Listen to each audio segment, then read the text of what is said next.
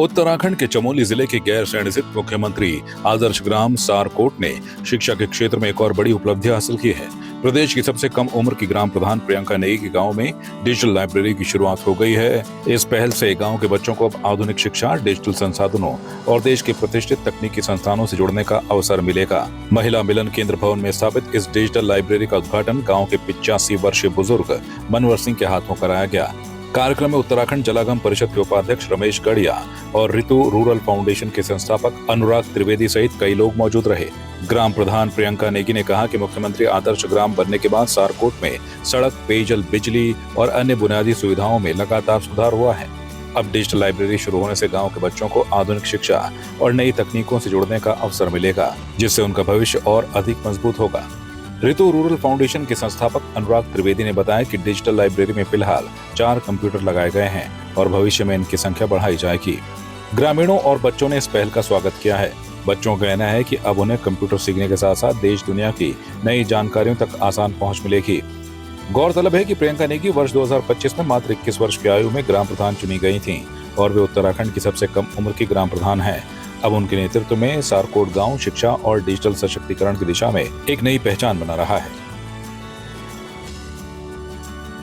पिथौरागढ़ के बेरीनाग में 3 प्रमुख जन समस्याओं को लेकर पिछले 6 दिनों से चल रहा आंदोलन स्थानीय विधायक फकीरराम टमटा के लिखित आश्वासन के बाद समाप्त हो गया।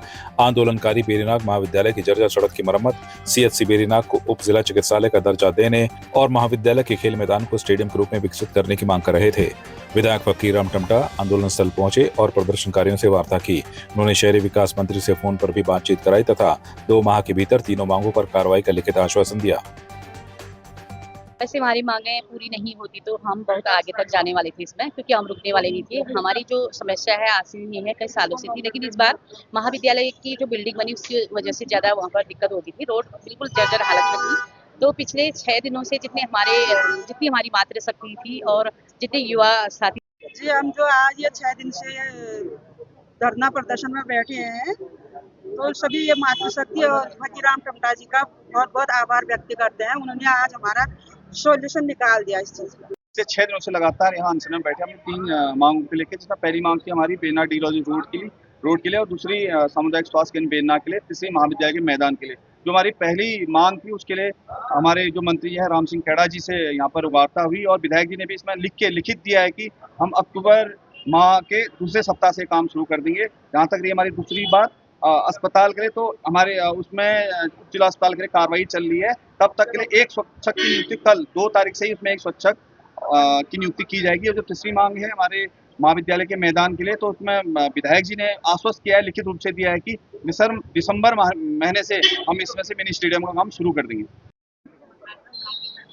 ये गमोलियाट विधानसभा की जो जनता है, मेरी बोली वाली जनता है, उनकी मांगें उचित है। उचित मांगों में हमारे सभी मांगें जो इनकी है, जनता के मांगों उन मांगों पर कार्रवाई गतिमान है, लेकिन थोड़ा उसको तेज गति देने का काम है। उसको तेज गति देंगे, तेज गति देते हुए अति शीघ्र वो काम को पास करेंगे।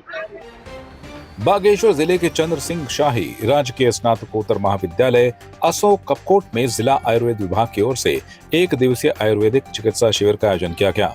कार्यक्रम का शुभारंभ स्थानीय विधायक सुरेश गढ़िया ने दीप प्रज्वलित कर किया। इस दौरान उन्होंने विशेषज्ञ चिकित्सकों और स्वास्थ्य विभाग की टीम से संवाद किया तथा शिविर का निरीक्षण भी किया। विधायक ने कहा कि आयुर्वेद केवल प्राचीन चिकित्सा पद्धति नहीं, बल्कि स्वस्थ और संतुलित जीवन शैली का आधार है। उन्होंने कहा कि ऐसे शिविर दूरस्थ क्षेत्रों तक बेहतर स्वास्थ्य सेवाएं पहुँचाने के साथ साथ लोगों को आयुर्वेद के प्रति जागरूक करने में महत्वपूर्ण भूमिका निभाते हैं।